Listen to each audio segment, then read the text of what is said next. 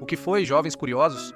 Diariamente, utilizamos diversos objetos sem entender completamente seu funcionamento.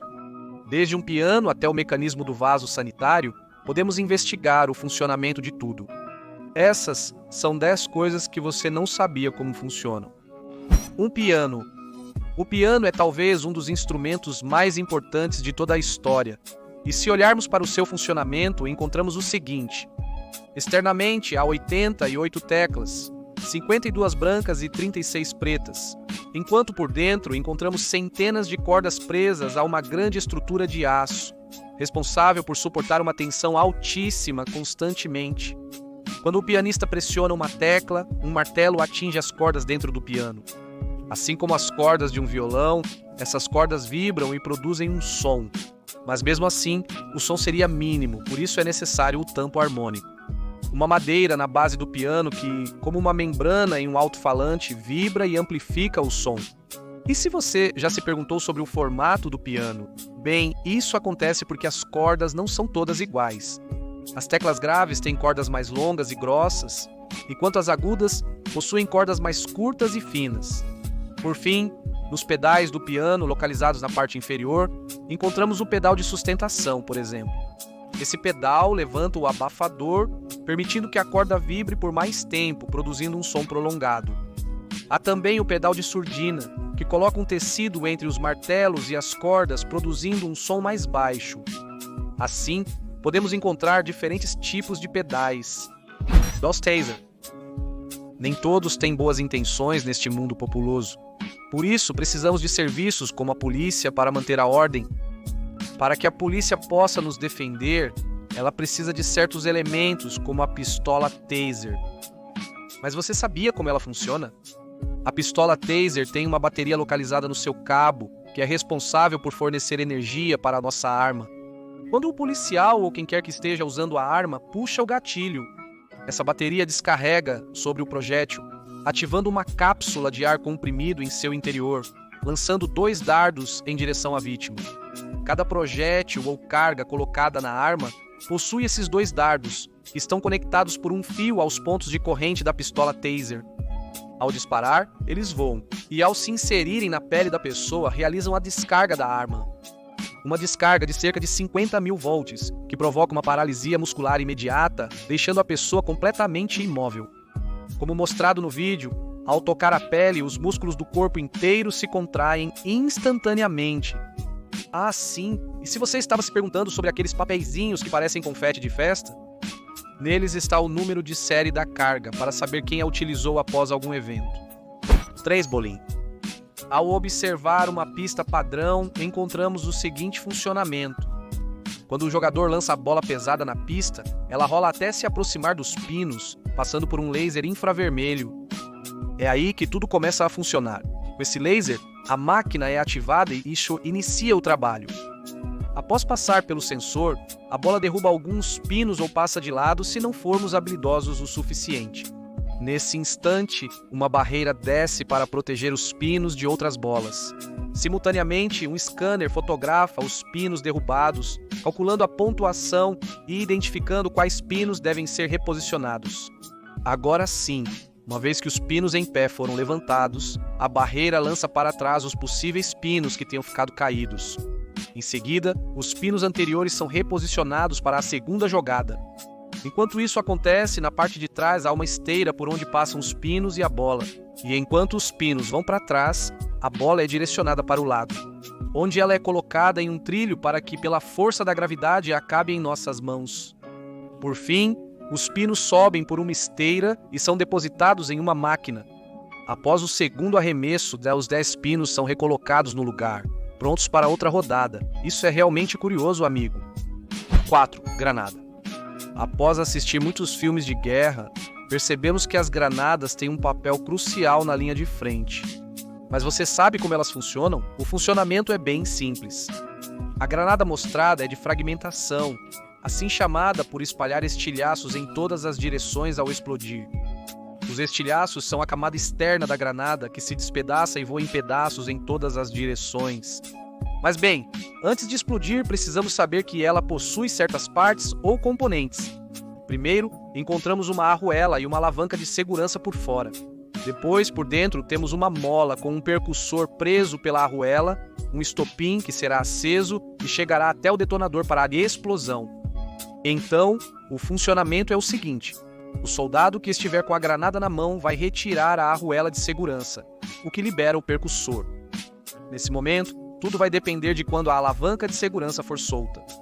Ao ser solta, o percussor atinge a espoleta, acendendo uma pequena carga interna que viaja por segundos até o detonador.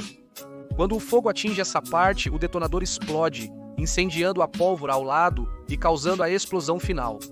Então, se você remover a primeira trava, mas mantiver a mão na alavanca, não ocorrerá explosão. 5.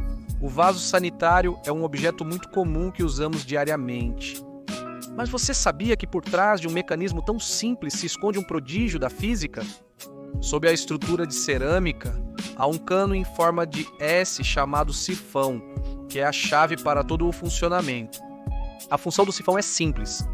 Essa parte do vaso sanitário gera o efeito sifão, liberando água rapidamente, mantendo seu nível constante e garantindo um fechamento hermético, evitando a entrada de gases tóxicos pelos canos. Assim que puxamos a descarga, uma boa quantidade de água cai e leva embora o que deixamos lá. Isso acontece porque, quando o nível da água aumenta, o sifão se enche e ocorre um efeito que suga toda a água do vaso sanitário. O nível da água fica tão baixo que permite a entrada de ar, interrompendo a sucção. O clássico barulho ocorre exatamente quando o ar corta o sifão. Em filmes de espião ou superagente, eles deveriam usar silenciadores nas armas para evitar serem ouvidos. Embora não eliminem totalmente o barulho, os silenciadores conseguem reduzi-lo bastante. Você sabia como supressores funcionam? Antes de tudo, a maneira correta de chamá-los é supressor, não silenciador. Como é impossível silenciar completamente uma arma, o que se consegue é apenas suprimir a onda expansiva e o som emitido para o ambiente. Precisamos saber que uma arma tem 3 sons. O primeiro é quando o martelo atinge o projétil, o segundo é a explosão. O terceiro e mais forte som ocorre quando os gases do projétil saem do cano e se expandem no ambiente. Os supressores, nesse momento, se encarregam de alongar e alargar o cano da arma, fazendo com que hajam. Por meio de uma estrutura específica, eles amortizam o gás, permitindo sua expansão sem vazamento para o ambiente. Então, dessa forma, quando a bala sai da arma, isso gera um estrondo enorme. Tome cuidado, agente Bond 7 helicóptero. Como não temos asas como as aves e alguns insetos, a única maneira de voar é com aviões ou helicópteros. E se focarmos nos últimos, você sabe como eles operam? O helicóptero tem 2 rotores, um central, que realiza a maior parte do trabalho, e um na cauda, impedindo que o helicóptero gire descontroladamente. Quando o helicóptero liga seu motor, além de gerar propulsão mínima pela turbina, as pás do rotor principal se movimentam. Elas funcionarão como nossa mão ao colocá-la para fora da janela de um carro em movimento. Vamos ver como, dependendo da inclinação da mão, nosso braço é empurrado para cima ou para baixo, e o mesmo ocorre com as pás. Girando rapidamente em certo ângulo, elas geram sustentação, erguendo o helicóptero. No ar, as pás do rotor principal variam seu ângulo de ataque, sua inclinação, e isso nos envia para frente ou para trás. Mas o que vai fazer com que o helicóptero possa se mover para os lados é que as pás vão mudando sua inclinação enquanto giram, o que obriga o helicóptero a se mover em determinada direção. O problema é que, se o helicóptero tivesse apenas o rotor principal, ele giraria sobre si. Assim, o rotor de cauda produz uma força oposta ao rotor principal, mantendo a aeronave estável. No passado, nossos ancestrais olhavam para o céu para se orientar. Mais tarde, passaram a usar mapas antigos. Por fim, há alguns anos, chegou o maravilhoso sistema de posicionamento global. Mas você sabe como funciona? Sistema de posicionamento global é a sigla em inglês para Sistema de Posicionamento Global. Embora isso possa parecer algo impossível de entender, é bastante simples. Depois de lançados em órbita, os satélites transmitem ondas de rádio para a Terra na velocidade da luz. Esses sinais serão recebidos pelo seu telefone ou receptor de sistema de posicionamento global. E agora, medindo o tempo que o sinal levou para chegar do satélite ao receptor, podemos medir a distância? Sim. E os satélites possuem relógios atômicos para garantir máxima precisão no seu horário. Com a distância de apenas um satélite, não podemos fazer nada, mas se medirmos a distância até outro satélite, já podemos cruzar essa informação. Pensando nessas distâncias como uma circunferência, podemos encontrar dois pontos de interseção, que poderiam ser a nossa localização. Porém, se adicionarmos mais satélites, poderemos cruzar as diferentes distâncias do receptor até cada um deles, o que acaba nos mostrando a nossa localização. Obrigado pela localização, Sr. Satélite 9. Ar-condicionado. Quando entramos no verão, alguns dias podem ficar quentes demais e precisamos de ventiladores ou de um ar-condicionado. E você sabia como funciona? O funcionamento é semelhante ao de um ventilador. O aparelho possui um lítio refrigerante, um compressor, uma válvula de expansão e tubos que o percorrem por completo. O líquido refrigerante vai do compressor para a válvula de expansão, onde se expande e absorve o calor do ambiente. Nesse caso, o ar quente do cômodo a ser resfriado deixa seu calor nos tubos com refrigerante e volta para o cômodo, mas frio.